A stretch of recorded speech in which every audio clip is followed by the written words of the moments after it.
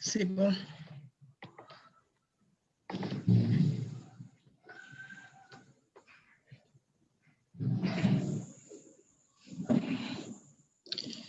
Donnie is OK. C'est déjà en ligne, s'il te plaît. D'accord. Il faut qu'on le voit. Je réitère mes salutations distinguées à tout le panel de ce soir. Si nous sommes réunis aujourd'hui, c'est dans le cadre d'une causerie, débat et éducative également, dans le cadre justement d'une possible résolution ou alors des ébauches de solutions pour qu'on puisse sortir de ce qui nous affecte tous dans le pays, en l'occurrence la crise anglophone. Je tiens d'abord à ce que nous prenions tous ensemble une minute de silence pour rendre hommage à tous nos cousins, tous nos frères anglophones qui sont au four et au moulin aujourd'hui avec la crise anglophone.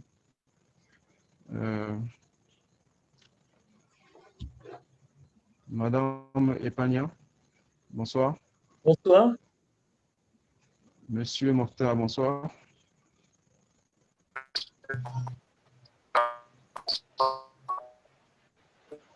Monsieur Mokhtar, on ne vous entend pas très bien.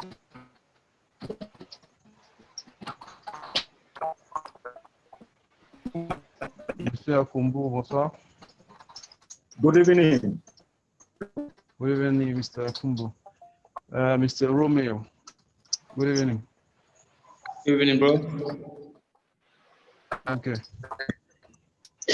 Before we start, as I said, we have to take a minute to pay our tribute to all of our Anglophone members, or family, or anyone else. Hello? Hello? Yeah, okay. Can we take a minute to give to pay our tribute to our cousins and brothers for Southwest and Northwest, please? Okay. So we are. Yeah. Okay.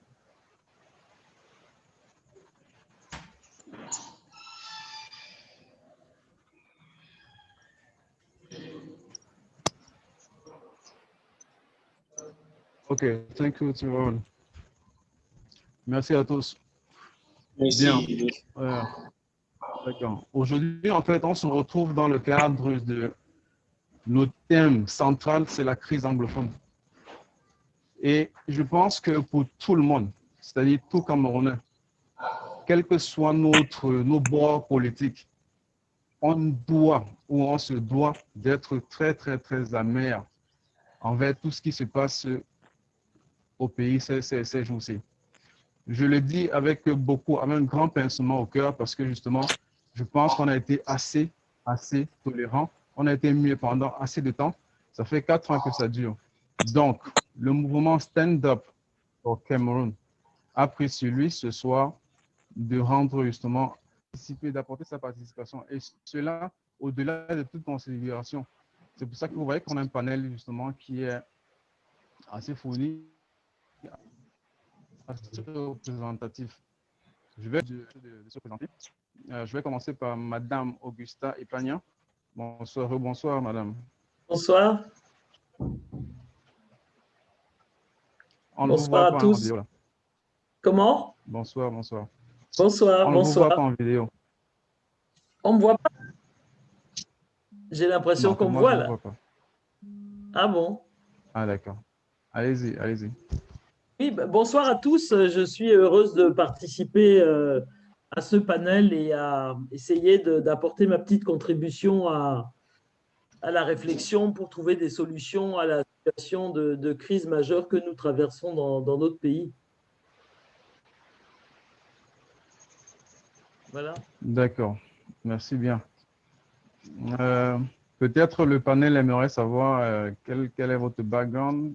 Ah, d'accord, oui. Ah, c'était la présentation de… D'accord. Donc, moi, je suis Augusta Epania, je suis militante de l'UPC Manidem. Je suis membre de la direction, donc du bureau du comité directeur de l'UPC Manidem. Et évidemment, membre de Stand Up, puisque nous sommes partie prenante depuis le début de cette plateforme qu'est Stand Up for Cameroon.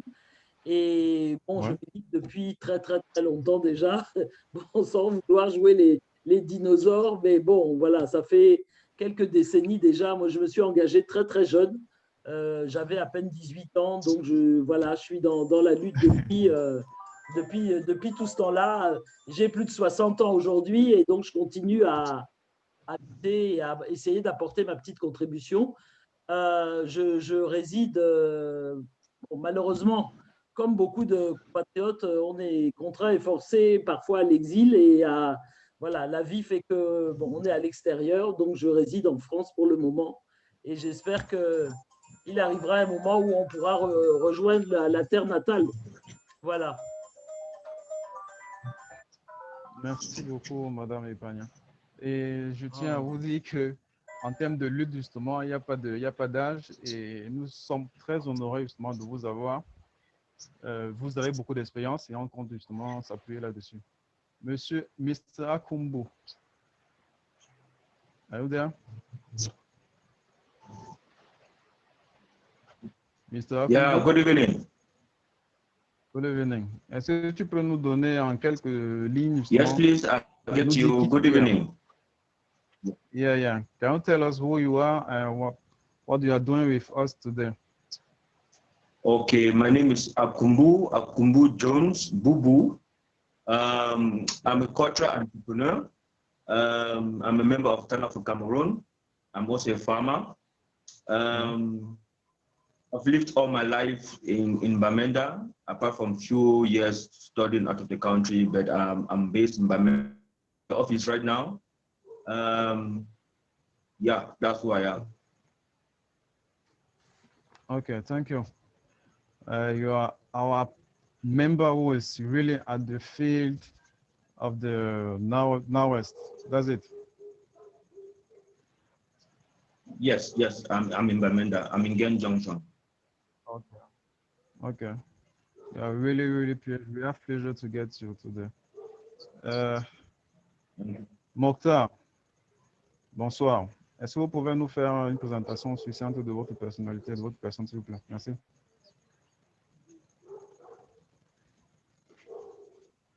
Mokhtar?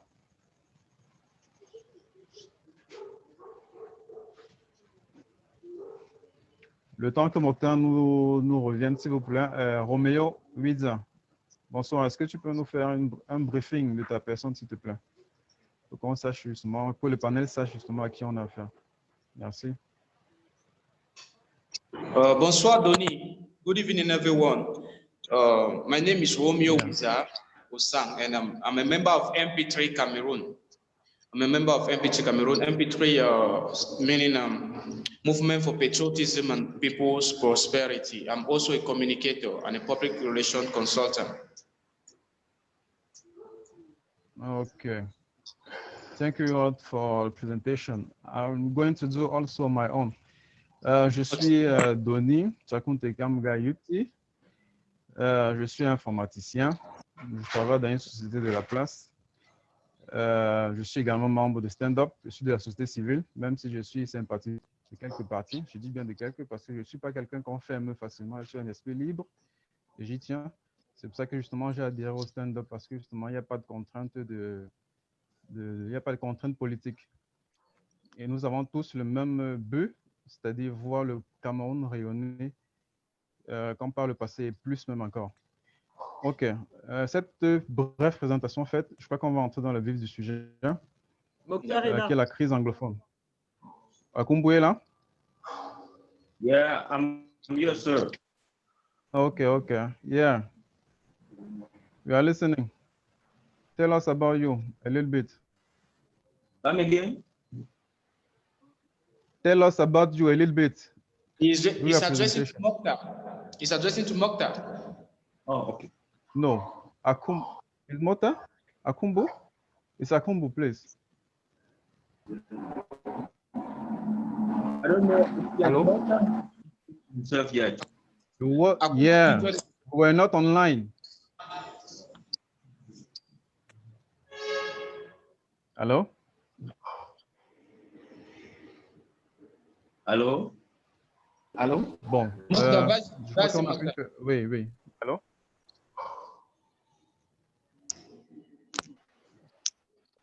Jumun Mokhtar. Yeah. Let's go, please. Ok. Non, c'est Mokhtar. Déjà, bonsoir à tous et à toutes. Je suis Mokhtar Jumun for Cameroun depuis la création. Avant membre du Cameroun People's Party, dans les années 2011-2012, j'ai passé mon baccalauréat pour rejoindre l'université et j'ai décidé de m'engager dans l'action politique et publique qui s'engage.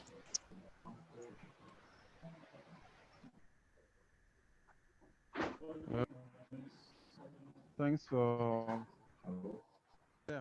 Ok, je vais y aller là. Comme je disais tout à l'heure, nous sommes là parce que nous tenons à ce que ce pays-ci redore son blason. À ce que ce pays-ci, au moins déjà dans une première partie, retrouve la paix qui nous est vraiment chère. Et pour cela, en fait, nous avons décidé de se mettre ensemble pour pouvoir trouver justement des solutions. Nous allons, dans un premier temps, où le premier point s'articule autour de la présentation de la situation. Qu'est-ce qui fait que nous soyons aujourd'hui en pleine crise? Quel est le socle granitite, comme on dit? Ça commence. Qu'est-ce qui s'est passé pour que nous en soyons là? Ça, c'est le premier.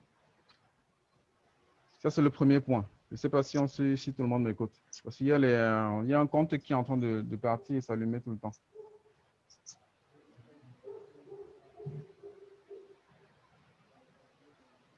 Allô?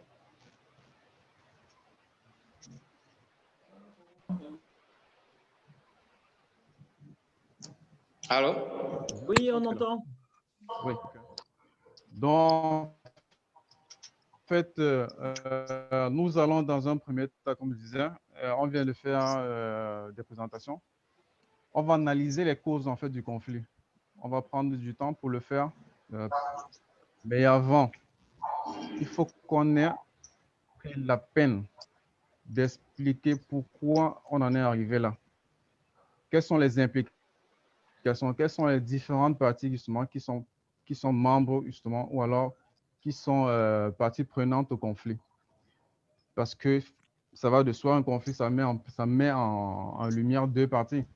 Et en l'occurrence, ici, nous avons le gouvernement d'un côté et nous avons les Amba Boys de l'autre côté.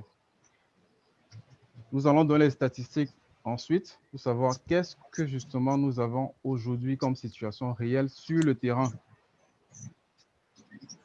Qu'est-ce que nous avons comme dommage? Qu'est-ce que nous avons comme perte? Où en sommes-nous aujourd'hui? Est-ce qu'on peut faire un bilan de tout ce qui s'est passé? Et nous n'allons pas perdre beaucoup de temps justement sur ces deux premières parties parce que nous avons la chance que le panel soit constitué de Camerounais, c'est-à-dire qu'ils connaissent au moins à 80% pourquoi justement nous sommes là. Nous allons plus baser justement notre débat de ce soir sur la discussion concernant les solutions possibles. Et après, nous allons conclure. Dans la conclusion, nous allons ouvrir un peu le panel pour donner la possibilité à ceux qui nous suivent ce soir de donner leur point de vue, parce que justement, on dit qu'à plusieurs, on parvient à faire un fagot. Une main n'attache pas un paquet, comme on dit chez nous en Afrique. Donc, en fait, voilà en quoi consistera justement le débat de ce soir. Je vous dis encore merci d'être là. Je vais prendre sur moi de donner la parole déjà à Madame Augusta Epagna, de nous dire en quelques minutes, ne serait-ce que, disons, 2 minutes, de nous donner sa version à elle de la situation, de la cause, des causes justement qui nous amènent aujourd'hui en cette crise. Parce que moi, je ne vais pas dire guerre, je vais dire crise encore pour l'instant. Merci de me donner la parole. Je pensais que... Madame Epagna. Bonjour, bonsoir, rebonsoir. Donc, vous m'entendez là? Oui, oui. D'accord, très bien. Non, merci de me donner la parole. C'est vrai que j'aurais trouvé un peu plus, disons, légitime qu'on donne la parole déjà à notre frère qui réside à Bamenda, parce qu'il vit quotidiennement et concrètement la situation. Bon, si on me donne la parole avant, je ne la refuse pas. Je vais essayer d'être un peu bref dans mon intervention. Alors évidemment, je ne reviendrai pas sur la situation historique qui a fait que le Cameroun a subi cette partition après la première guerre mondiale. Les colonialistes, les impérialistes ont, disons, se sont partagés le gâteau Afrique. Et évidemment, se sont répartis les différents territoires de façon complètement arbitraire, souvent en partitionnant des ethnies qui se retrouvaient sur 2-3 pays parfois, c'est-à-dire une même communauté de langue, de vie, etc., se retrouvaient partagées. Donc le Cameroun s'est retrouvé évidemment au moment à la fin de la Première Guerre mondiale.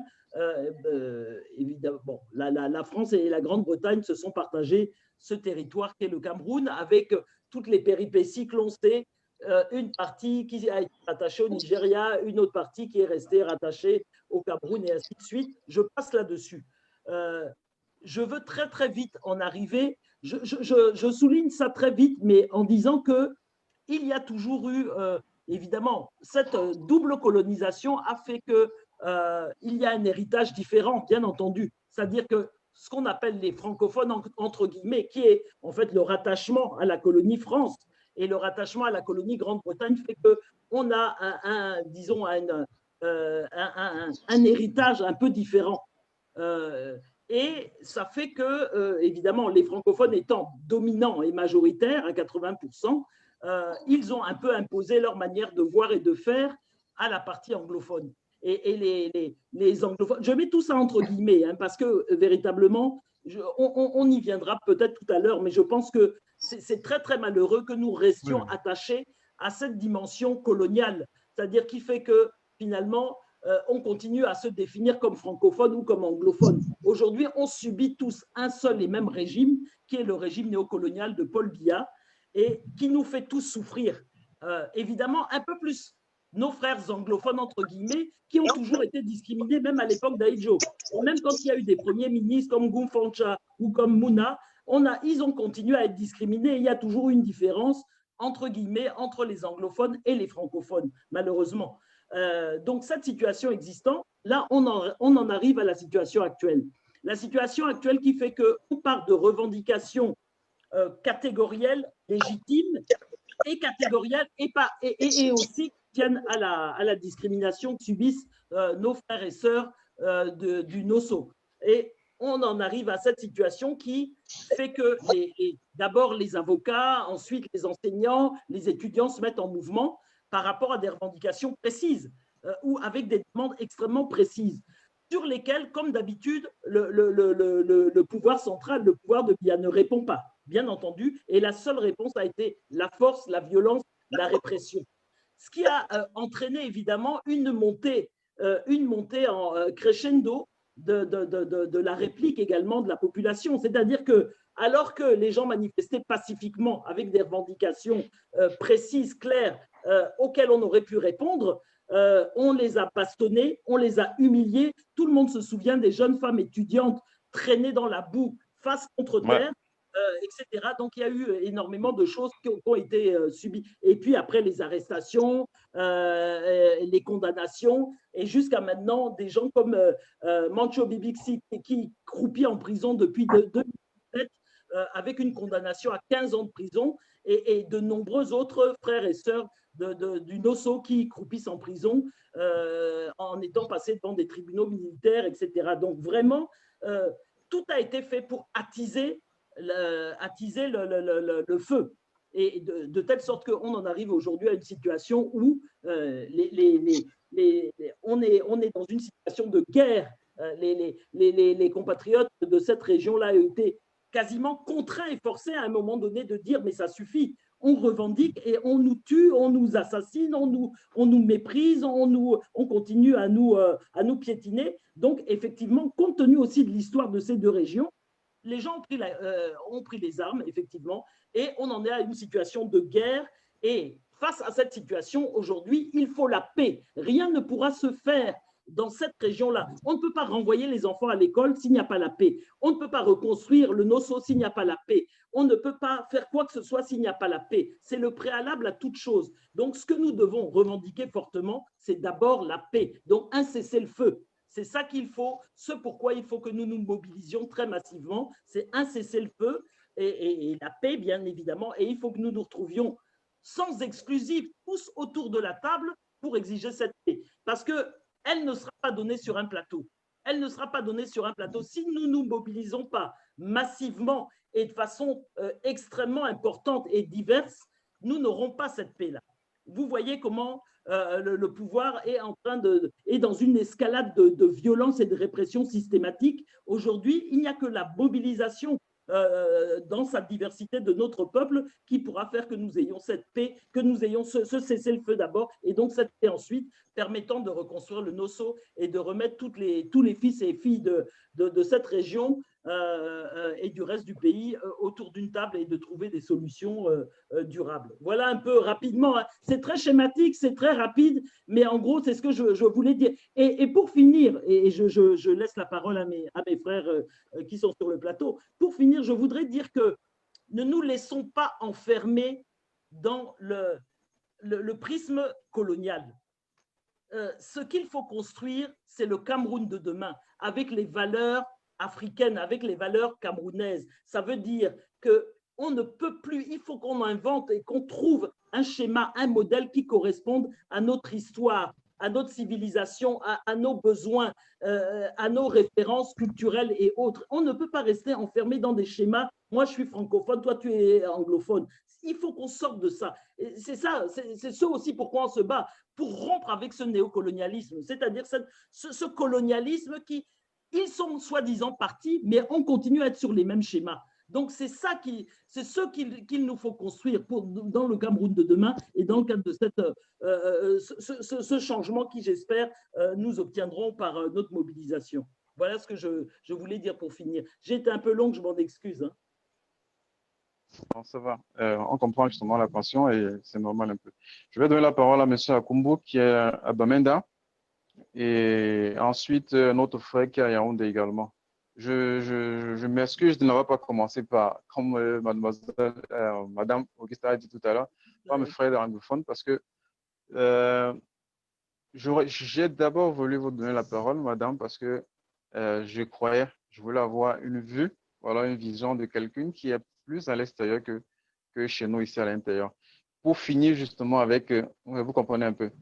Monsieur Akumbu, est-ce que vous pouvez nous dire exactement de votre point de vue, quelles sont les causes de la crise anglophone? So once more, good evening to everybody. Good evening to all the panelists. Yeah, good evening, Akumbu.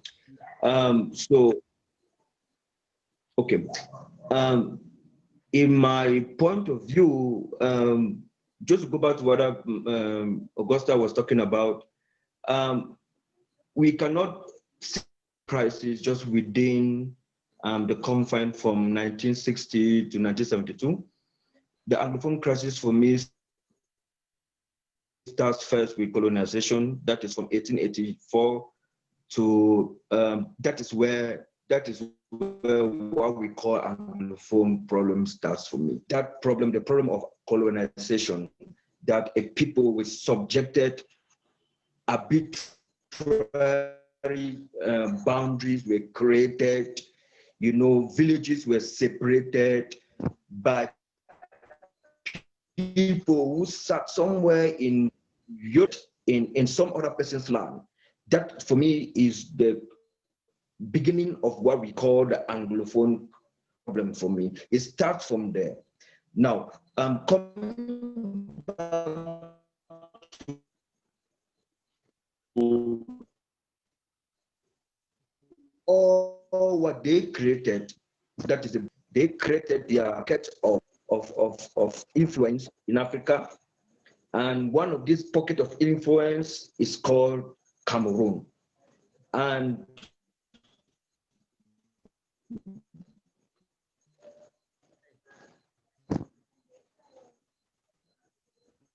hello? Mr. we are not getting you no more. Hello?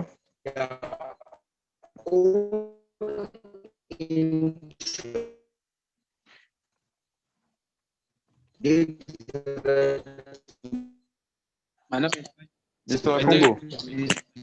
Mr. Akumbo. Are you getting me?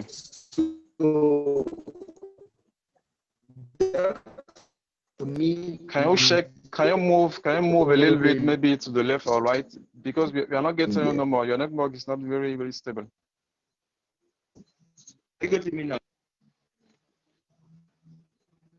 Hello. Huh? Hello? Can you fix your problem? Hello, Mr. Akumbo?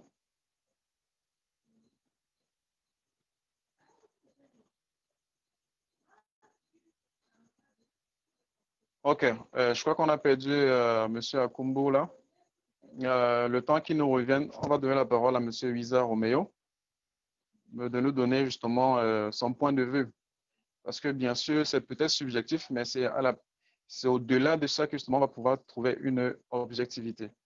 Oui, Monsieur Wiza. Good evening, Donny. Yeah, good evening, everybody. The Anglophone crisis that we know today started a very long time ago. You know, like Madame Augusta was saying, the Europeans came to Cameroon. The first people who got here, like history tells us, are the Portuguese. So when the Portuguese came to Cameroon, they came to I think Bimbia, and when they got to the river of Cameros, that's where the name Cameroon came from. So the name Cameroon came from that river of prawns, which is called Rio dos Cameros. So when the Portuguese came, after some time, the Germans came and, you know, settled in Cameroon and had the Germano-Douala Treaty, which made Cameroon a protectorate under the German administration by then, when we had governors like Putkama that were ruling Cameroon, and we had the German headquarters in Boya. After that time, French now and the British, because the British wanted to annex Cameroon, but they came late. That's where we have Hewet too late. Hewet came late because he came from Nigeria. Bismarck had sent Nachtigal to come to Cameroon, and by then Nachtigal was smart. He used the British to come to Cameroon and annex Cameroon for the Germans.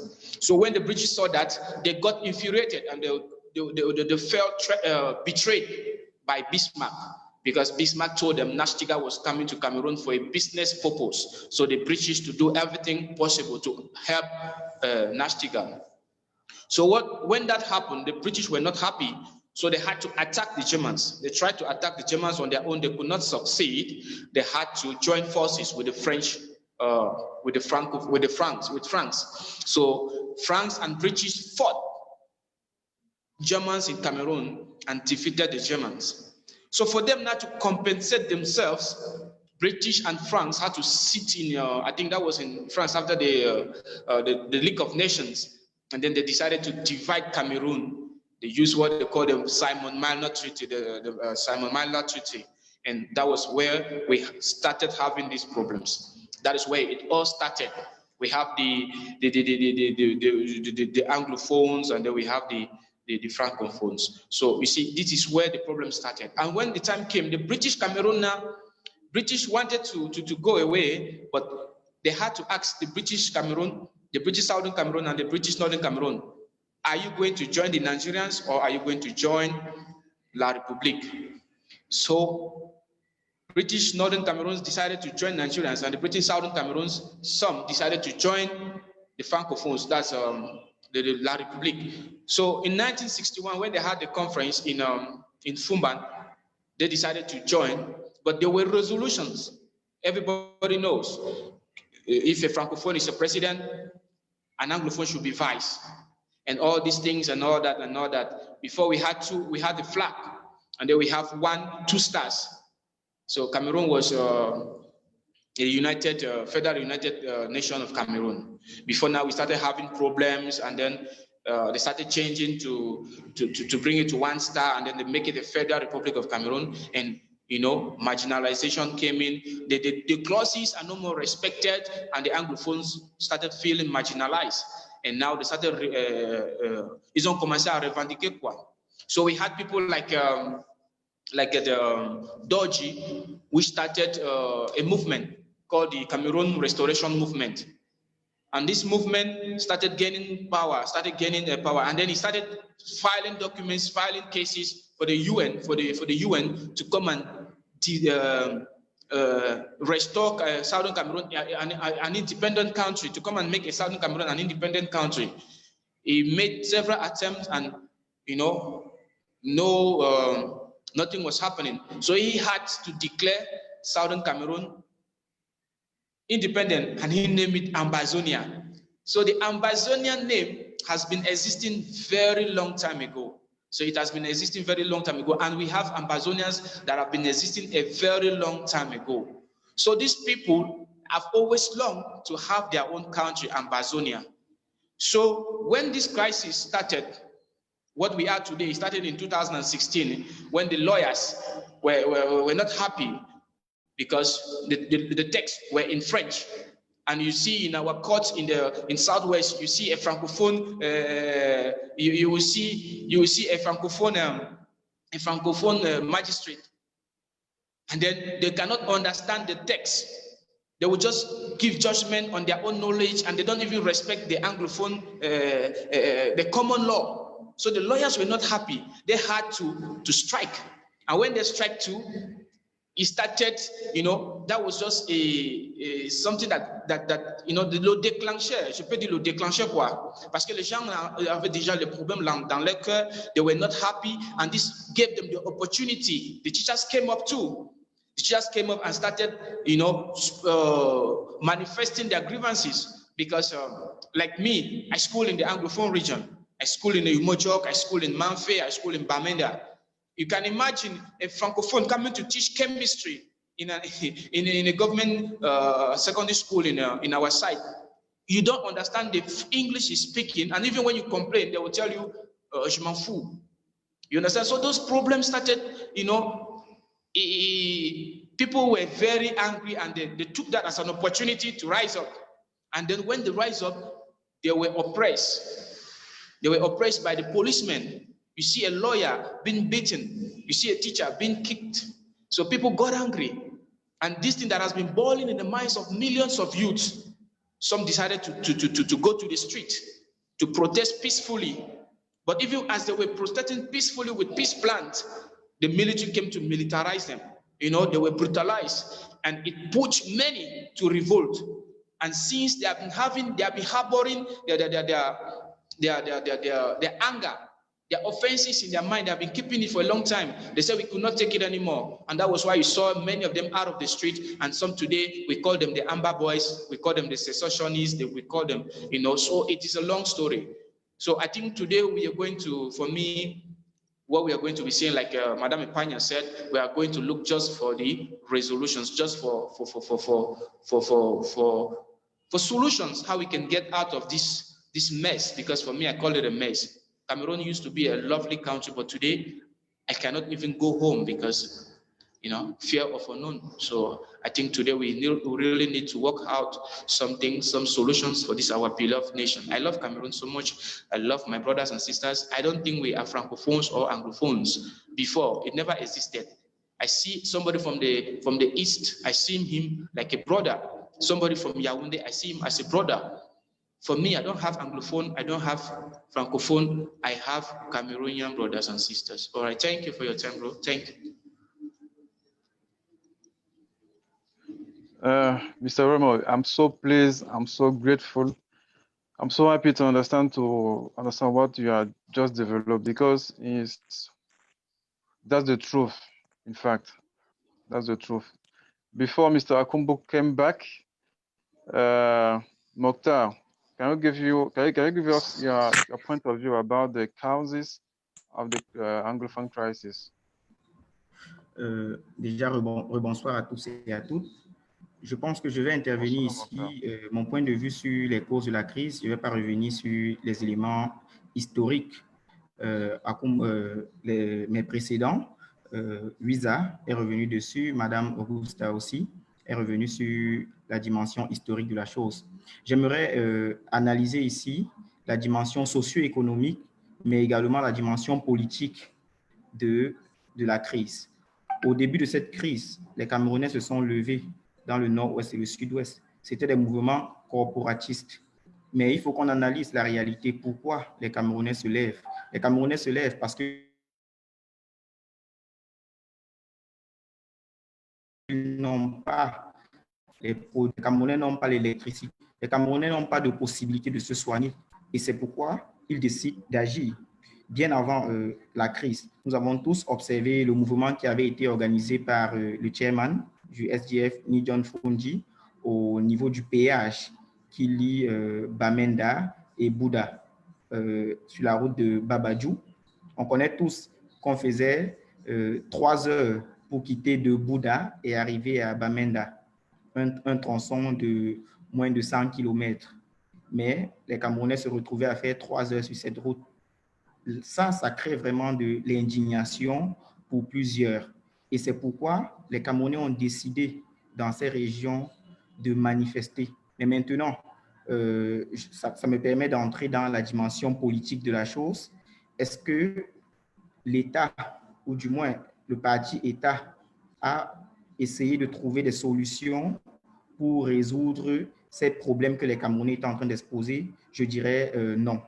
Si nous regardons l'évolution de la crise, prenons 2016 et début 2017, nous allons nous rendre compte que les avocats, face à l'injustice posée, ont essayé de manifester de manière pacifique, mais la réaction a été très violente. La réaction était violente envers les avocats qui manifestaient tout simplement. D'ailleurs, je dirais même qu'on peut replonger dans une crise au niveau du Cameroun de manière générale. On a vu l'autre jour au niveau du tribunal à Douala, des avocats qui ont été gazés par la police dans un tribunal. Ça, c'est révoltant et ça entraîne à la crise, ça ne résout pas la crise. Nous avons vu, après les avocats, c'était les enseignants qui ont manifesté. Et quand les enseignants ont manifesté, qu'est-ce qui s'est passé? L'État a une fois de plus jouer la sourde d'oreille. Et c'est ce qui a passé le temps à envenimer cette crise, à radicaliser des Camerounais qui se sont dit non, nous sommes en train de poser des problèmes, mais il n'y a personne pour nous écouter. Et ça fait partie des éléments qui ont construit ce que nous avons aujourd'hui.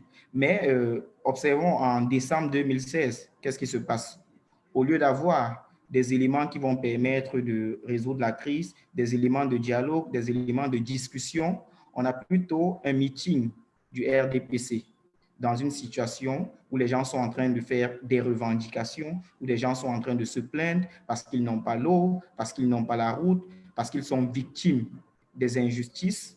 On a trouvé mieux à faire d'organiser un meeting. Et nous avons tous vu ce qui s'est passé avec ce meeting qui a tourné dans des problèmes et même des violences, ce qui n'était souhaitable par personne. Mais on peut se rendre compte que malgré tout cela, en janvier 2017, des personnes qui étaient aptes, qui étaient connues et avec qui on pouvait discuter parce qu'ils s'étaient réellement prononcés comme étant pour la sécession, pour certains, et le fédéralisme pour d'autres, ils ont été interdits. Et on voit donc l'interdiction du consortium en 2017, ce qui est un début qui coupe toutes les voies de dialogue. Parce que les personnes qui sont prêtes à dialoguer, on interdit la parole à ces personnes. Ceux-mêmes qui se positionnent comme fédéralistes vont être embastillés.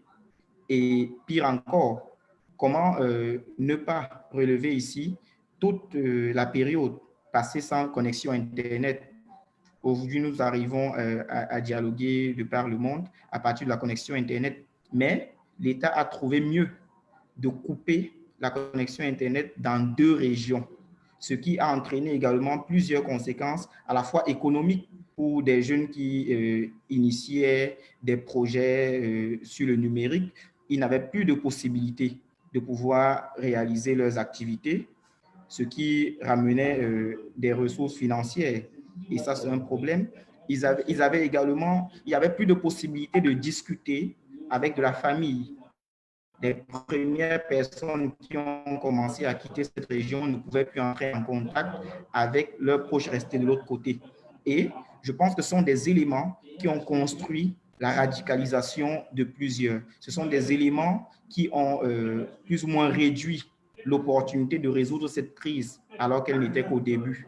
Donc, je préfère m'arrêter ici. On va entrer en détail avec les autres éléments, mais je souhaitais qu'on ait sur la table cette dimension socio-économique, mais également la gestion politique du début de cette crise. D'accord, merci Mokhtar. En fait, je suis toujours en attente de M. Akumbu parce qu'en fait, il y a un élément justement de bilan qu'il faut qu'on aborde maintenant. Je vais rebondir sur ce que tu as dit pour relever que, en fait,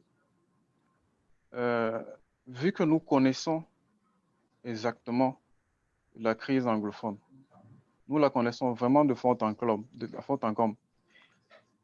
Est-ce que on peut se dire aujourd'hui que lorsqu'on regarde derrière nous, concernant, parce que tout le monde a essayé de donner pour lui, en fait, pour son entendement, ce qu'il entend par ce qu'il essaie d'estimer étant la cause justement du problème. Madame Augustin a pris la peine de nous donner, a évoqué le plan historique. Monsieur Huizar nous a ébauché les différentes phases justement du conflit. Vous également, Monsieur Mokhtar. Mais on ne parle pas, j'entends personne parler en fait des forces en présence.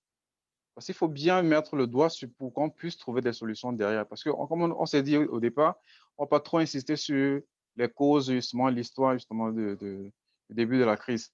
Ce qui nous intéresse, parce qu'on est à 20h14 là, on finit à 21h, il faut qu'on mette vraiment l'accent sur les solutions. Cependant, sans oublier qu'il faut qu'on parle également des belligérants.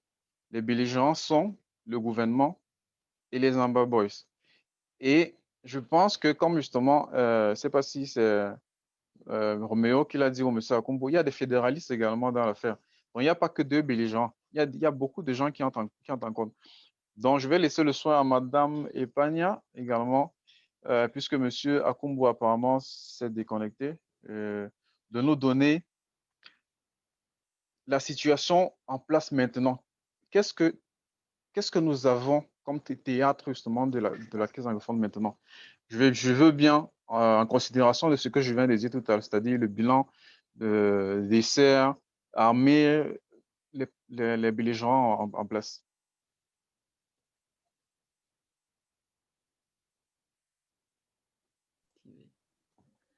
Oui, écoutez, moi je pense que, alors il y a les belligérants du NOSO, mais ça va au-delà du NOSO. Pour moi, en fait, ce qui se passe dans ces deux régions du Cameroun concerne l'ensemble des Camerounais.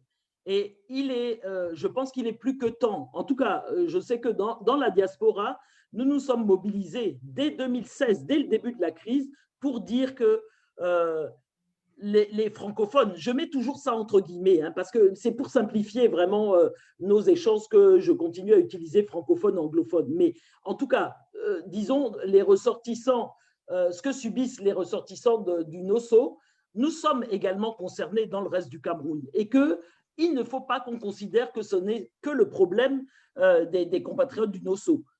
C'est le problème de l'ensemble des Camerounais. Et on voit d'ailleurs aujourd'hui toutes les retombées que cette crise dans ces deux régions a sur l'ensemble du territoire.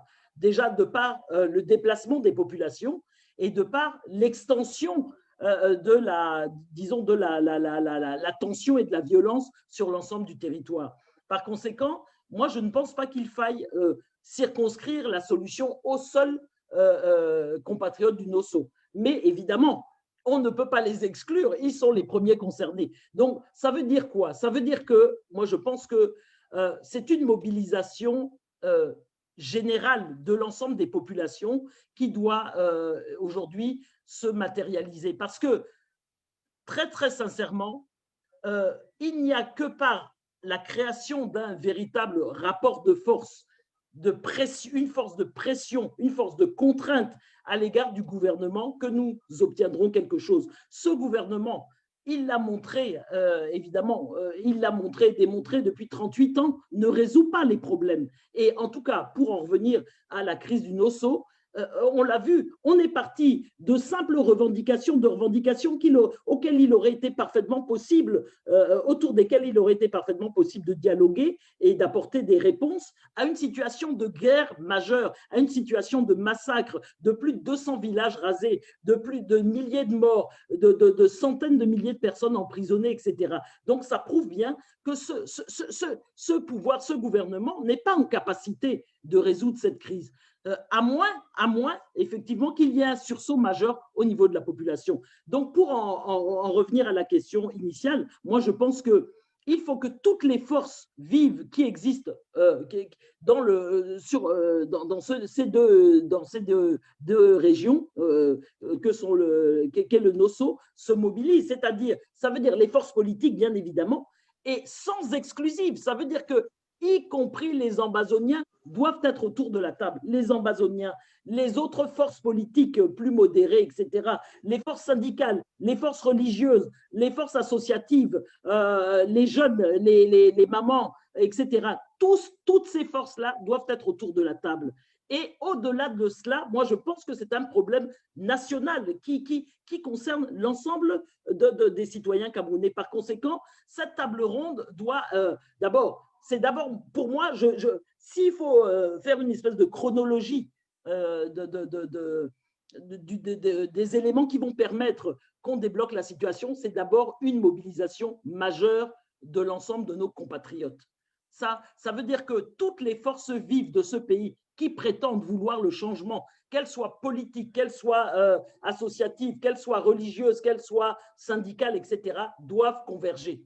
Il faut une mutualisation des forces. Et c'est pour ça qu'on ne peut que saluer évidemment l'initiative de la constitution d'un front tel que celui de Stand Up, qui doit être élargi, qui doit être renforcé pour mettre la pression. Il faut mettre la pression en s'organisant, en se coalisant, en se mutualisant et en envisageant effectivement diverses formes de mobilisation et de pression sur ce gouvernement. Jusqu'à, je pense, en vérité, jusqu'à ce que nous nous débarrassions de ce gouvernement. Il faut dire les choses comme elles sont. Ce gouvernement a failli et nous devons nous en débarrasser. C'est pour ça qu'on parle de transition politique. Donc, je pense que cette mobilisation, si on n'arrive pas à faire partir ce gouvernement, il faut le contraindre à négocier, mais l'objectif, en vérité, et de le faire partir. On ne peut pas continuer comme ça. C'est le peuple camerounais qui est en train d'être sacrifié sur l'autel et les intérêts d'un clan. C'est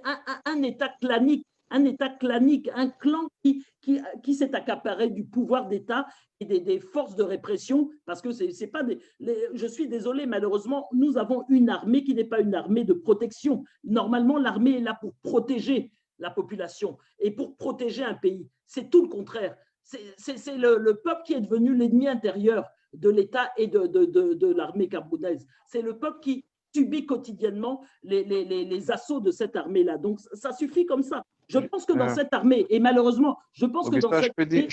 Je peux placer un mot? Oui, bien sûr. Juste pour te relancer, hein, juste pour te relancer. Oui, je te coupe pas, excuse-moi. Je veux juste dire qu'en fait, quel est vraiment le rôle de cet État? Parce que est-ce qu'on peut faire sans pour l'instant? Parce que nous voulons justement que la situation se régularise, que la paix revienne. Mais est-ce qu'on peut faire sans l'État? Quel est le… C'est pour ça que j'insiste sur le fait que il faut la mobilisation. Vous avez vu ce qui s'est passé au Mali. Malheureusement, même si les militaires, pour le moment, ont récupéré la mobilisation populaire et sont en train de récupérer le mouvement populaire qu'ont construit les Maliens. Mais vous avez vu partout, que ce soit, on prend le Soudan, on prend la Gambie, on prend le Burkina, de façon plus éloignée, ce sont des mouvements populaires qui ont permis le changement. Donc ne rêvons pas, ça fait 36 ans, en 60 ans, on a eu 2 chefs d'État, on a vu dans quel état se trouve notre pays, alors que notre pays a tout le potentiel humain, Mais quand vous voyez le nombre le nombre d'intelligences qui sont à l'extérieur, qui partent, qui se réfugient à l'extérieur parce qu'ils n'ont pas d'avenir dans ce pays, c'est pas normal. Et puis, sans parler de tous ceux qui sont à l'intérieur, qui sont obligés de devenir des Ben Skinner ou des vendeurs à la sauvette alors qu'ils ont des diplômes et que le pays ne demande qu'à être construit. Ça veut donc dire que il faut la mobilisation. Moi, l'appel que je fais, c'est que chacun doit se regarder dans la glace et se demander ce qu'il fait pour que ce pays avance, ce pays, enfin, se retrouve sur de bonnes rails. Quel apport il a? Il faut se mobiliser. Personne ne viendra nous libérer. Personne ne viendra faire les choses à notre place. Il n'y a pas un Dieu, il n'y a pas une personne, un leader charismatique. Ce sont nous-mêmes qui devons nous mobiliser. Ça, c'est impératif et c'est incontournable. Donc, ça veut dire qu'il faut renforcer les structures qui existent si on n'est pas déjà dans une structure. Et pour les structures qui existent, il faut qu'elles jouent leur rôle. Moi, j'interpelle, par exemple, les organisations professionnelles telles que les corps constitués, tels que les membres de la justice. Comment la justice accepte de se faire phagocyter comme elle l'est aujourd'hui? Ça n'est pas possible. Aujourd'hui, les avocats ont commencé à relever la tête. Il faut que ça continue. Les magistrats doivent également le faire. Ils doivent cesser de se laisser instrumentaliser. Les journalistes doivent se mobiliser comme un seul homme. Hein. Les Ouazizi qui ont disparu en quelques jours. On les a arrêtés et quelques jours après, on apprend qu'il est mort sous la torture. Mais ce n'est pas possible. Il y aurait dû y avoir une levée de bouclier de tout ce corps professionnel pour exiger la vérité et pour exiger surtout que ça ne se reproduise plus. Donc, ça veut dire que chaque corps est interpellé, chaque corps doit se mobiliser. Et je pense que les hommes de loi doivent se mobiliser, ils ne doivent plus se laisser instrumentaliser comme ça, prononcer des peines, des peines iniques qui n'ont aucun sens. Parce que vous avez manifesté, vous tombez sous le coup de lois d'exception. C'est-à-dire qu'aujourd'hui, ce pays est gouverné par des lois d'exception. C'est des tribunaux militaires qui sont normalement censés juger des militaires. Tous les jours, on envoie des civils devant les tribunaux militaires parce qu'ils ont marché, hein, parce qu'ils ont parlé, parce qu'ils se sont mis en noir. Mais ce n'est pas possible. Donc, ça veut dire qu'il faut une mobilisation. Donc, la table ronde, elle ne pourra, et les solutions ne pourront être trouvées que si nous nous mobilisons. Il n'y aura pas d'autre solution, mes frères. Il n'y en aura pas d'autre. Ce n'est que la mobilisation populaire et massive qui permettra que nous nous en sortions et que nous avancions. J'ai fini. J'ai compris. C'est compris. Bon, je tiens à préciser que nous avons quand même un maximum de 1 minute et demie pour pouvoir justement s'exprimer pour chaque question. Oui, Roméo, je crois qu'on te donne la parole également pour la même question. Okay, thank you, Mr. Kamga. I think you're asking me what is the role of the government in solving this crisis. I think that's your question, right? That's it. Okay. You know, like Madame Epanya said, the problem would have been solved since 2016 or 17, but the government, I think for me, I think the government neglected the beginning of the crisis. Give me a second. Give me a second, Romeo. Okay. Now, as we are talking about the solution, now tell me, we have some major people who take the lead to propose solution, as the Cardinal Toomey did, Stand Up did many times. We are just working about it. So what do we do? What can we do now? And don't put the government down. We have to put it to the top because it's the people who are running the country now. Okay, I get you. Are you with me? That's what I'm saying, that the government has they are the ones who has the upper hand in solving the crisis. Yes, like you said, Stand Up has proposed, I think like twice, how we can solve this crisis. You know, for the government to solve this crisis, they need to implicate everybody. They need to implicate everybody, like Madame Epanya said, Madame Augusta said. They need to implicate the restoration forces, the ones they call the secessionists, they need to implicate the Ambazonians, they need to implicate the civil society, they need to implicate every Cameroonian. It's not what they did in Yaoundé the other time, calling it Le Grand Dialogue. For me, that was just a child's play. Let me just say that was just another way of mocking we Cameroonians. Because for me, that was no grand dialogue. Because you cannot organize a grand dialogue in 1 month or 2 months' time. For us to have a grand dialogue, it needs to take at least 6 months. We need to prepare everybody and implicate everybody to sit on this table, and we negotiate and we have a consensus. We have to come out with a relative solution. Because for me, that was artificial. Even after the grand dialogue, the resolutions they took, we are not seeing any of them being implemented.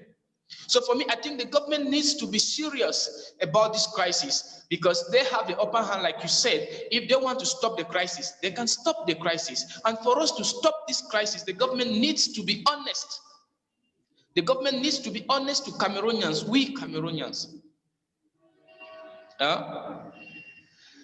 Okay, now, for the government to stop this, first of all, we need to have ceasefire. We need to have ceasefire. And we cannot have ceasefire if the secessionists, let me call the Seseku, they are still in prison. The Amber Boys, they are not going to ceasefire if those guys are still in prison. So for me, the first thing first, the government should release this Seseku and co, and then the government should call for inclusive dialogue. Inclusive dialogue. I think from that aspect, we can have peace back in this country like we used to have. So the government should release Seseku and co, and then the government should call for an inclusive dialogue, a serious one, not the artificial dialogue we had in Yaoundé the other time. For me, that was just another way of robbing Cameroonians, us, our faces in the mud, and telling us, you guys are nothing, we can do whatsoever we want to do. They organize the dialogue for them and just by themselves. So they need to release those guys in prison, bring them out, and then they bring their own proposal. The government bring their own proposal. It's not a way of saying that they're negotiating with terrorists. No. These guys are Cameroonians, and even if they say they're Ambazonians today, I think they have the reason why they call themselves Ambazonia. If the government had been, dealing with each and every Cameroonian rightly and dealing with us in a very respectable way, we wouldn't have had this crisis. We wouldn't have had this crisis, because the main reason for this crisis is because of marginalization and downgrading of Anglophones. So if this had not happened, if the Anglophones had been respected, I think we would be happy to live as Cameroonians. We don't have a problem. But for me, I think what happened before people are avant que les gens revendiquent, et aujourd'hui nous avons la crise anglophone, c'est parce qu'ils se sentent marginalisés et c'est pas bon. Donc, for me, now, I think the government should release the Seseku and co and call for inclusive dialogue. I think when they release those guys and then call for inclusive dialogue, we are going to have a ceasefire. And there we can have an inclusive dialogue, and we are going to have a solution to this crisis. That's my point. Thank you. Okay, we got you. Je vais rebondir sur ce que Roméo vient de dire en disant ceci. Nous savons que nous avons tous le vœu que la paix revienne, qui est un cessez-le-feu. Mais est-ce que le cessez-le-feu, puisque nous disons toujours non, c'est le gouvernement qui doit, comme Roméo disait, le gouvernement doit. On sait bien que depuis le début, on a bien des volontés, on veut bien que certaines choses se passent, mais ils ne respectent pas, ils ne nous écoutent pas. Et je pense que ce pourquoi justement il faut qu'on s'appesantisse le plus ici dans nos solutions, c'est trouver le moyen justement, comme Madame Augusta disait tout à l'heure, de contraindre l'État à pouvoir nous écouter et à mettre en application au moins ce qu'on vous a dit. La Anglophone Conference qu'on a empêché depuis un bon bout de temps, je ne sais pas si, parce que moi je compte beaucoup sur la diaspora, je ne sais pas si on peut trouver le moyen de faire ça même à l'extérieur et imposer justement les résolutions au gouvernement. Parce que quel que soit ce qu'on fait de l'intérieur ici, vous voyez ce qu'ils nous font. Ils nous mettent en prison, ils font tout ce qu'ils ont nous faire. Ils utilisent la violence légitime. Donc, quel est ton avis là-dessus? OK. Je dirais c'est bien d'aller déjà dans cette logique parce qu'on se demande c'est quoi le rôle du gouvernement dans la résolution de la crise aujourd'hui. Le gouvernement a eu du temps depuis 2016 de pouvoir mettre fin à cette crise. Le gouvernement a eu du temps pour organiser un dialogue. Tous les Camerounais étaient unanimes à l'intérieur du pays comme à l'extérieur sur la nécessité d'un dialogue pour mettre fin à cette crise. Jusqu'ici, qu'est-ce qu'ils ont fait? Ils ont organisé un pseudo-grand dialogue avec des amis. C'était une affaire de copains-copines réunis autour d'une table pour prendre des perdièmes. Et aujourd'hui, où en est-on avec ce grand dialogue? Nulle part. Nous en sommes encore au niveau où des villages sont brûlés, où des personnes meurent, où on continue à découper des personnes et où on ridiculise les enfants à l'école. C'est donc pourquoi je pense que la logique présentée par Stand Up for Cameroun reste l'alternative la meilleure pour une sortie de crise au Cameroun. C'est pourquoi nous parlons à Stand Up for Cameroun de la transition politique. C'est quoi la transition politique pour Stand Up for Cameroun? Pour ceux qui ne le savent pas, la transition politique commence par le départ du système.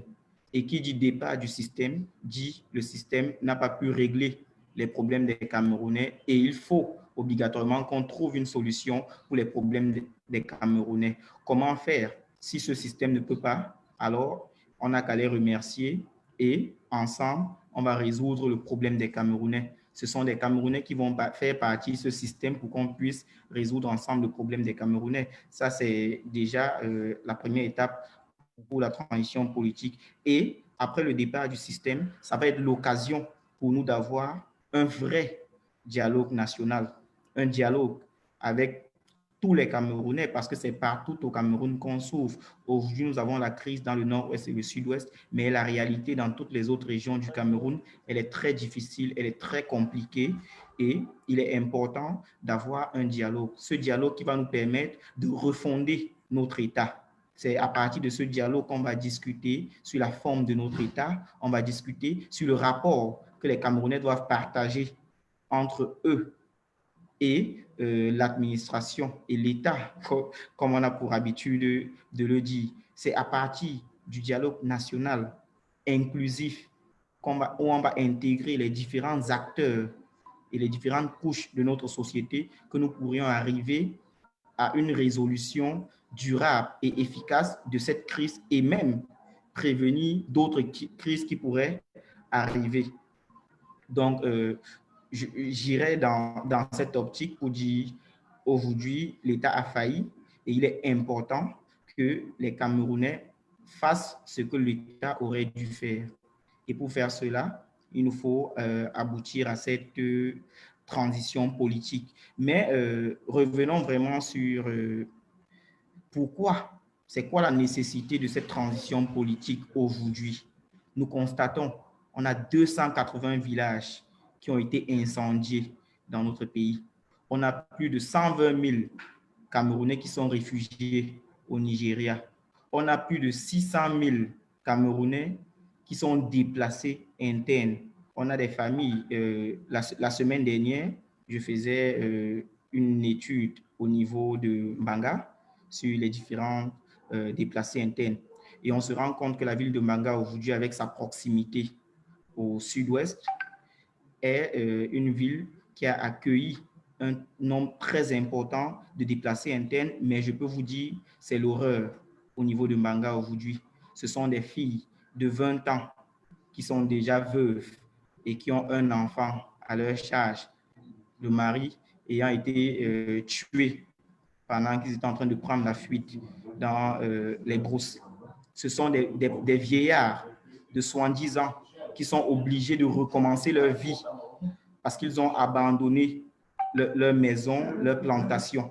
Ils doivent à 70 ans recommencer à faire quelque chose dans une ville inconnue. Et ça, ce n'est pas acceptable. On a des morts. Où en sommes-nous aujourd'hui? On a l'affaire Ouazizi. Où en est-on? C'est une conséquence de la crise. On a les femmes et enfants tués en Garbou qui est en train de résoudre cela. On a aujourd'hui l'affaire des 7 enfants tués à l'école toujours, qui est également une forme de pression, mais une perte pour notre pays. C'est donc pourquoi il est temps de dire stop à cette crise, mais pour dire cela, que faire? On ne peut pas dire stop et continuer à dire stop sans rien faire. Il est important pour les Camerounais de pouvoir agir, de pouvoir récupérer le pouvoir qui appartient au peuple, car c'est au peuple qu'appartient le pouvoir. Et c'est pourquoi il est intéressant aujourd'hui que ce peuple demande son pouvoir à ceux à qui ils ont légué. Mais cela ne peut être possible que par la transition politique. D'autres éléments ont été engagés pour résoudre cette crise, mais elles traînent le pas. Et si nous voulons mettre fin à toute l'horreur que nous vivons au Cameroun aujourd'hui, il est important d'agir et de faire partie de ce régime, d'imposer un dialogue national qui va rétablir la paix dans notre pays. Docteur, juste pour enchérir, quand tu parles d'agir, comment est-ce que tu penses qu'on peut le faire facilement? De façon, comment est-ce qu'on peut implémenter ça, les actions? Comment est-ce qu'on peut faire? On peut implémenter les actions puisque, ouais. Oui. Pour mener des actions, on peut s'organiser. L'organisation à tous les niveaux, au niveau de la chaîne. J'invite tous les Camerounais à pouvoir se mobiliser pour la cause commune, qui est celle de résoudre ce problème. Mais pas une simple mobilisation, nous devons mobiliser les gens, nous devons former des personnes parce que si nous devons agir, si nous devons faire partie de ce régime, nous devons le faire de manière non violente. C'est pourquoi les Camerounais ont besoin d'être formés pour pouvoir agir de façon non violente. C'est pourquoi les Camerounais ont besoin d'être organisés dans les différentes villes, les différentes régions où ils se trouvent aujourd'hui pour qu'on puisse construire cette masse critique, cette masse qui va permettre qu'on impose le départ de ce régime. Et après cette organisation, cette formation sur des connaissances et des méthodes pour arriver à mener une vraie activité, une vraie manifestation, il va être important que les Camerounais soient prêts à descendre dans la rue pour agir de manière pacifique, de manière non violente, pour qu'ensemble on demande le départ de ce régime. Ça demande, du temps, de la mobilisation, mais également ça demande une certaine mobilisation des ressources financières pour pouvoir gérer toute cette organisation. Il est donc important pour tout Camerounais, selon ses capacités, à voir comment s'organiser pour faire cela. Mais j'invite directement les gens à se mettre déjà en noir tous les vendredis pour manifester leur mécontentement. Ça, c'est une action très simple, mais c'est également une action qui construit la force, la légitimité et même la confiance chez d'autres Camerounais qui sont encore hésitants. D'accord. OK. Il y a M. Akumbo qui nous est revenu là. Mais avant que justement il ne prenne le fil du débat, j'aimerais demander à M. Romeo. You have people who have direct family on the field, Romeo.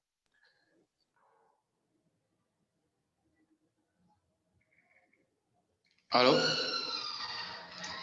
You think that we can economically, politically?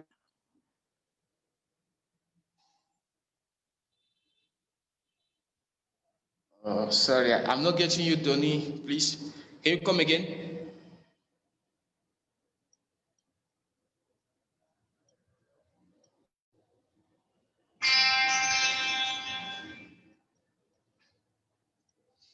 Oh.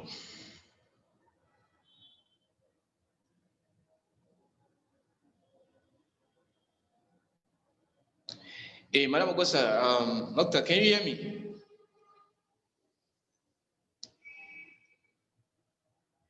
Can you hear me?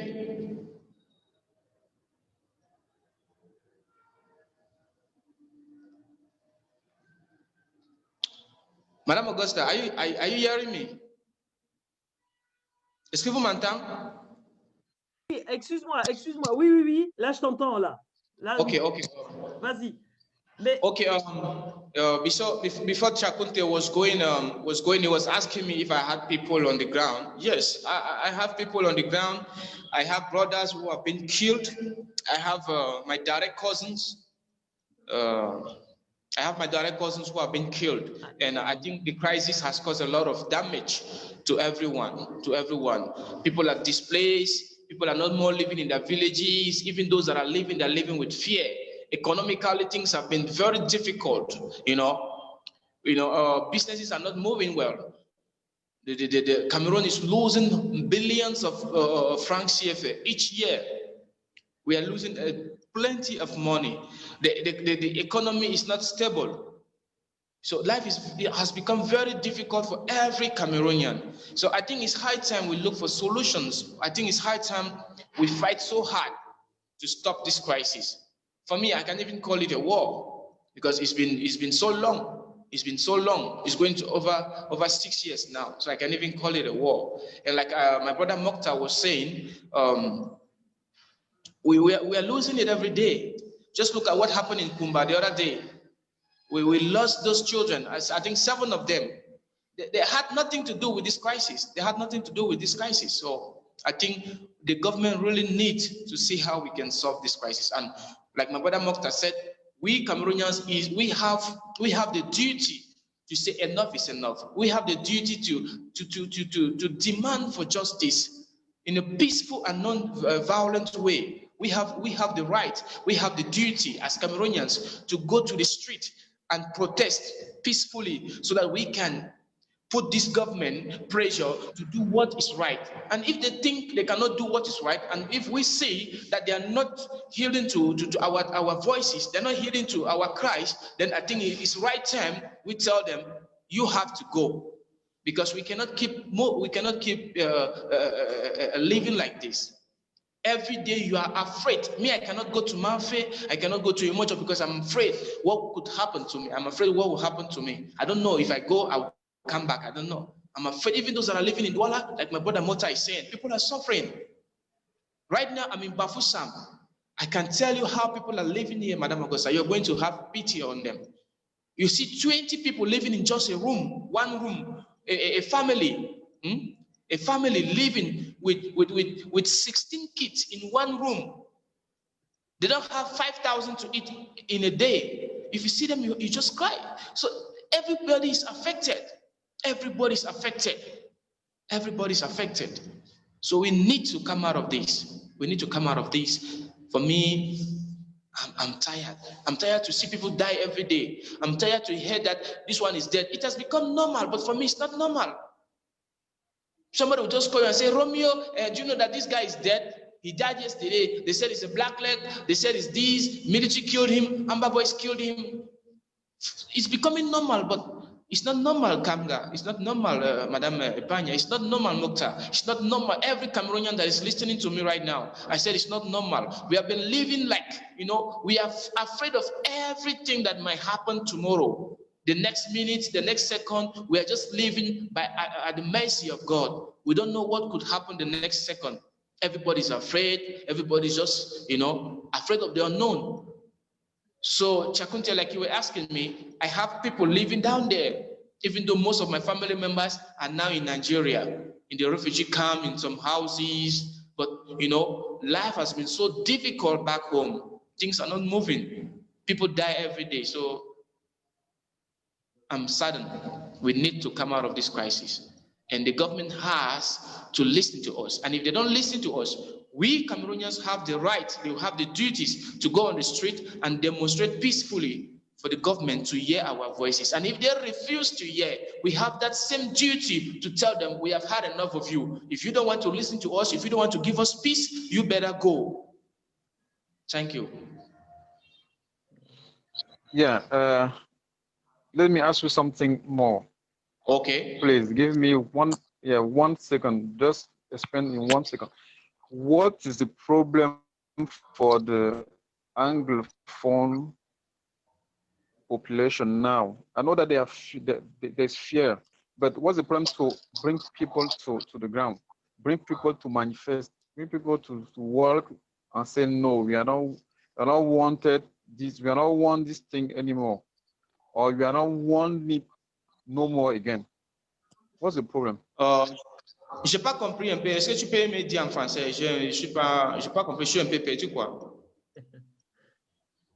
Tu sais que tout ce que tu viens d'expliquer là, la mobilisation des gens, c'est vrai que du côté francophone, souvent, on a du mal à pouvoir réagir d'une certaine façon, de façon directe. Mais je veux savoir, puisque avec les derniers événements qu'on a aujourd'hui dans le Nozo, on sent exactement que la population s'est un peu désolidarisée. C'est vrai qu'au départ, beaucoup de gens étaient pour, mais maintenant, ce n'est pas que le problème a changé, puisque le problème de fond, en fait, il est politique. Il doit être réglé de façon politique. Mais pourquoi dans la population du Nord-Ouest a baissé complètement les bras et se laisse tuer? Je te demande parce que tu as des gens directement sur le terrain. Pourquoi donc la population les anglophones se laissent tuer? Nord-Ouest and South-Ouest. Se laissent tuer. Yeah. Non, vous savez, au départ, il y avait pratiquement deux camps. Disons, il y avait deux camps. Il y avait les gens qui veulent l'indépendance. Il y a les fédéralistes qui veulent, we have those that want independence of Amazonian nation. And we have those that say, no, we can still be as Cameroonians and have a federal republic of Cameroon where each region will manage their own affairs and their own budget. Are you getting me?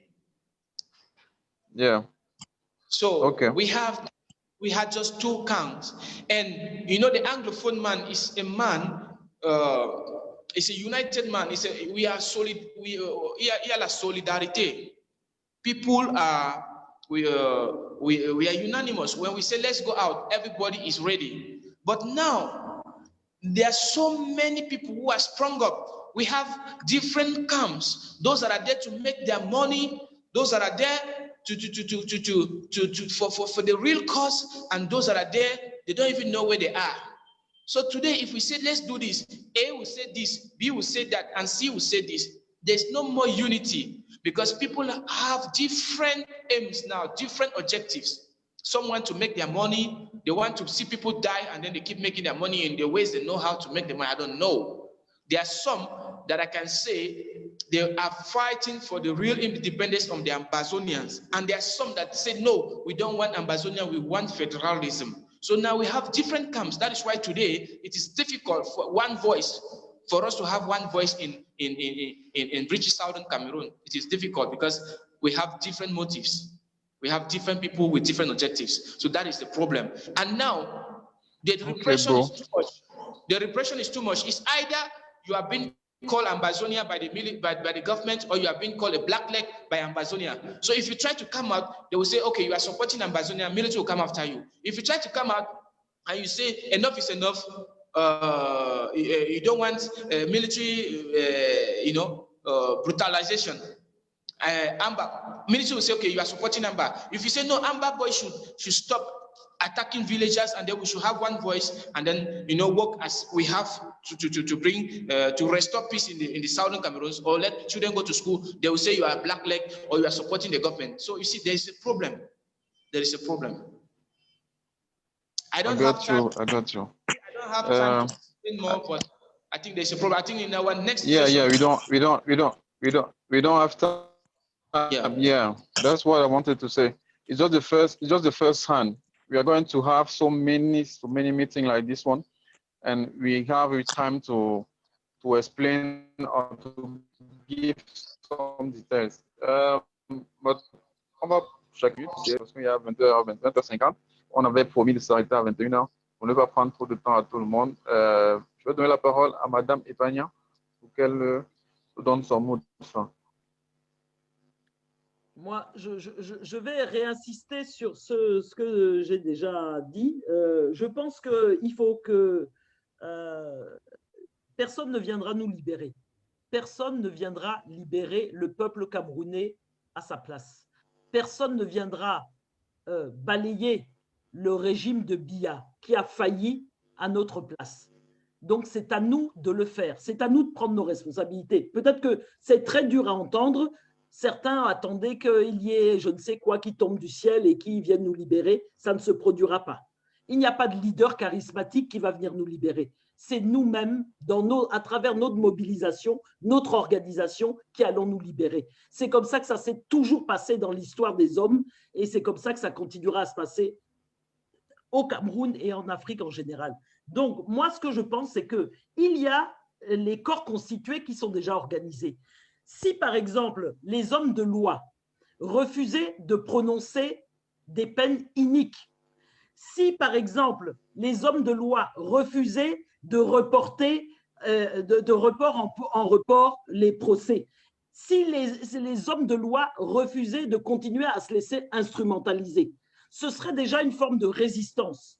Si les journalistes, à un moment donné, quand on arrête un des leurs ou quand il y a une situation inacceptable, sortaient tous leur journal avec une page noire ou barrée pour dire halte à la guerre ou halte aux privations de liberté, etc. Ce serait une forme de résistance et de lutte. Si les syndicats jouaient leur rôle en disant « ça suffit, nous nous mettons en grève », parce que alors, évidemment, il y a les revendications catégorielles, mais de toute façon, la situation politique impacte sur toutes les catégories, à part le clan qui mange et qui profite et qui a confisqué l'État à son profit, toutes les catégories de la population sont aujourd'hui victimes. Si les syndicats existants ne jouaient pas parfois des doubles jeux et jouaient leur rôle en disant désormais, nous avons décidé que nous nous mettons en grève, nous arrêtons la production ou bien nous menons telle ou telle action. C'est à eux de déterminer la forme d'action.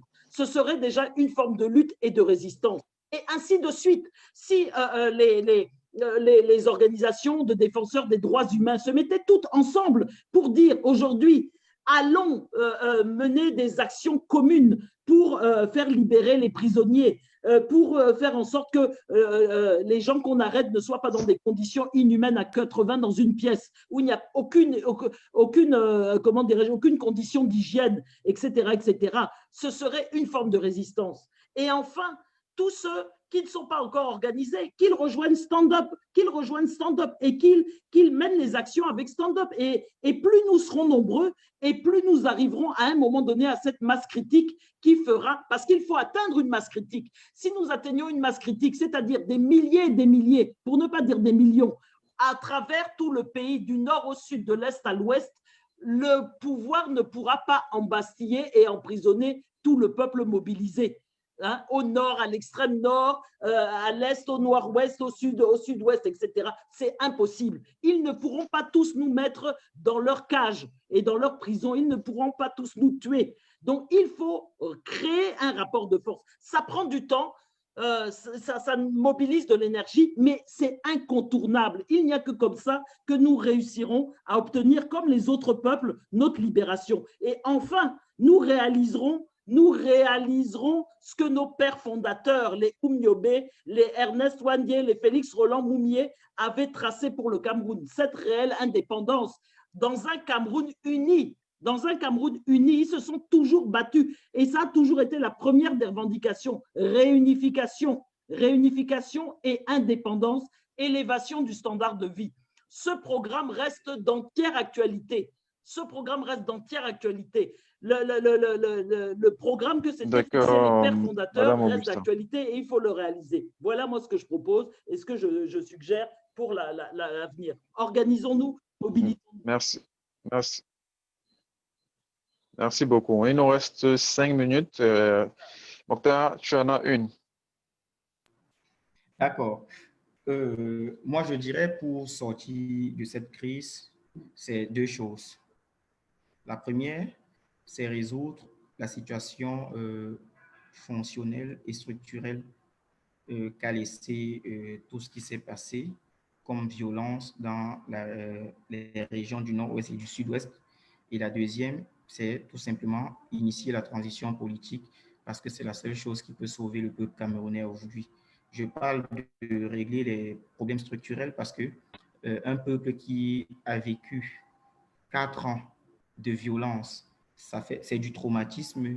Ce sont des personnes qui ont perdu leur terrain, leur maison. Ce sont des personnes qui sont malades aujourd'hui à cause de cette crise. Ce sont des personnes qui ne retrouvent pas la voie. Ce sont des personnes qui ont perdu la vue. Ce sont des personnes qui sont devenues des handicapés. Et on ne saurait résoudre la crise sans tenir compte de ces éléments. Il faut, le dialogue pour qu'on s'accorde entre Camerounais, ceux qui revendiquent, et on doit pouvoir écouter tout le monde et arriver à des solutions durables. Il faut également tout un système de reconstruction. Et cette reconstruction on a plus le temps passe par sérieuse. Et pour chuter, je dirais, comme j'ai dit tout à l'heure, pour chuter, c'est la transition politique qui est la voie idéale. Alors, nous, Camerounais, mobilisons-nous pour cela. Je ne pourrais finir sans toutefois marteler la libération des prisonniers politiques, la libération des personnes injustement arrêtées dans le cadre de la crise dans le nord-ouest et le sud-ouest, la libération de tous les Camerounais qui ont été arrêtés parce qu'ils étaient en train de faire un devoir de citoyen, de demander un Cameroun meilleur, la libération des camarades de Stand Up for Cameroun qui restent arrêtés aujourd'hui. C'est par là que je vais chuter et ensemble, nous devons imposer la transition politique. Yeah, thank you. Romeo, you have just 1 minute after we end. Okay, thank you. Thank you, Mr. Kamga. So like I was saying, the Anglophone crisis for me is not Anglophone crisis, it's Cameroon war. It's a Cameroon problem. It's a national problem. Everybody is affected. Everybody's affected. The Francophones, some might make as if they are superior to Anglophones. I call them, those are they are ignorant of what they are doing, you know. So I think what we have to do as Cameroonians, is to have one voice, is to rise up and say, we cannot continue to live like this. It's not a problem of the two Anglophone regions. It's a problem of every Cameroonian, because we, the Anglophones, if tomorrow there's a problem in the West region, Anglophones will surely come and assist. If there's a problem in the Central region, Anglophones will be there to support them. So I think this problem is not Anglophone problem. It is a national problem, and it's eating everybody up. It is eating everybody up. So it is high time every Cameroonian, home and abroad, rise up and say enough is enough. Mr. Biya, if you don't want to give us peace, it's better you leave us. We have to go on the street and fight for our freedom. Cameroonians need to be mobilized, and like Mota said, they need to be trained on how to go on the street. That is why Stand Up for Cameroon is there. If you feel like you want to join... je pense que... Yeah, Romeo. Yeah, if you feel like you want to make this happen, you can contact Stand Up for Cameroon, and they will teach you and they will put you through on how we are going to do to have this peaceful political transition. So please, my Cameroonian brothers and sisters, it is not about Anglophone, it's not about Francophone, it is about we Cameroonians. It is our duty to rise up and fight for a better Cameroon, like Nyombe and Neswanjia. All of them has always wanted. It is not time for us to say this is an Anglophone, this is a Francophone, this is a Bamenda, this is a guy from Boya, Bayangi. We are in the same trouble. So please, my brothers and sisters, let's stand up and say the truth for once. I don't want to say this, but there are some people that are using this problem to make money out of it. There are some that still consider themselves superior to some English-speaking Cameroonians. My brothers and sisters, the fact that you speak French, though the fact that you are born in Bafoussam doesn't make you superior to somebody born in Manfé, doesn't make you superior to somebody speaking English. We are all one. We are all one, and we are in this together. Let's come together and look for a better Cameroon. The 1,000 you get, or the 10,000 you get, the 100,000, 500,000 they will give you to come to Facebook, create fake Facebook accounts and begin to say the rubbish. It will not help you. It will not help your children. But if this Cameroon today becomes good, it's for everybody and for our children to come. So please, it is time for Cameroonians to start thinking in this direction.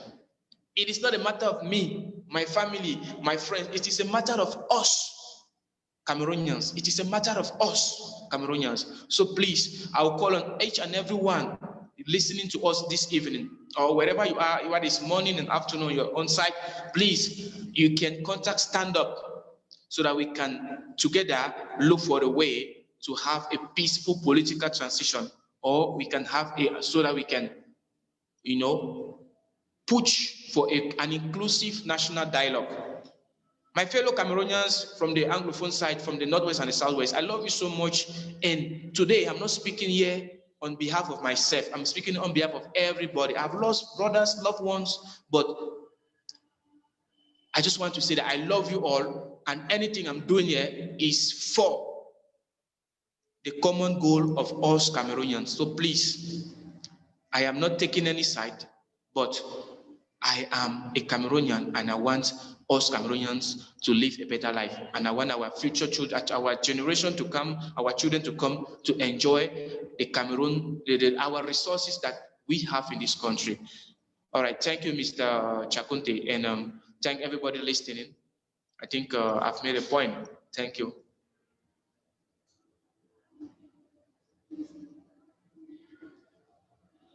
The micro editing.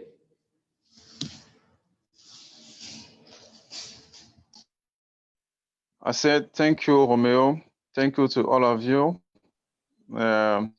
Thank you. Merci à tous. Merci à tout le panel. Merci à tous ceux qui nous ont accordé du moment pour pouvoir écouter justement nos différentes sorties quant à ce qui est la crise anglophone qui nous affecte tous au pays. Je tenais également à dire merci à tous ceux qui sont en back-office et qu'on ne voit pas pour l'instant, qu'on ne voit pas toujours. Je tiens à dire merci à Stand Up for le Cameroun pour tout ce que nous faisons. Je ne vais pas dire tout ce qu'ils font parce que nous sommes tous membres du Stand Up. Tout ce que nous faisons pour que la paix revienne au Cameroun.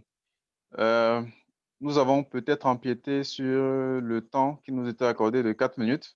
Et je crois que même Dieu ne va pas nous en vouloir. Nous voulons juste la paix. Je vais dire comme ça, on n'a même pas le temps justement de faire un petit briefing de fin. Mais comme justement nous avons dit tout à l'heure, ce n'est que la première pierre que nous posons.